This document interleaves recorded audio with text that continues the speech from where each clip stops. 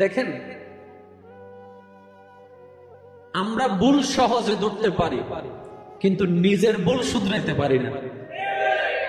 দেখবেন, আমার অভ্যাস এটা, আপনার অভ্যাস এটা। অন্যের ভুল সহজে চোখে পড়ে, নিজের যে হাজার ভুল এগুলা চোখে পড়ে। এবার বলেন, আল্লাহ কি আপনার সম্পর্কে আমাকে জিজ্ঞেস করবে, আমার সম্পর্কে আপনাকে জিজ্ঞেস করবে, নাকি যার যার প্রশ্ন তাকে তাকে করবে? তাহলে বুদ্ধিমানরা কি করবে? বলে যে অন্যের দোষ ধরে লাভ নাই, নিজে আগে কিভাবে বাঁচি সে চিন্তা করি। কারণ আপনার বলায় আমাকে জান্নাত দিবে না, আমার বলায় আপনাকে জাহান্নাম দিবে না। সুতরাং যার যার হিসাব তার, যার যার কাটটি তার, যার যার কবর তার, যার যার লাকি তার। সুতরাং যার যারটা তাকে চিন্তা করতে হবে। কথা বলে ঠিক না? সেজন্য মনে রাখবেন, সমালোচনাকারী সর্বদা পিছনে পড়ে থাকে, সমালোচনার যে শিকার হয় সে সামনে আগাইতে থাকে। যদি সমালোচনার শিকার হওয়া ব্যক্তি যদি মওলার উপর ভরসা করে ধৈর্য ধারণ করতে পারে, সফলতা তার জন্য।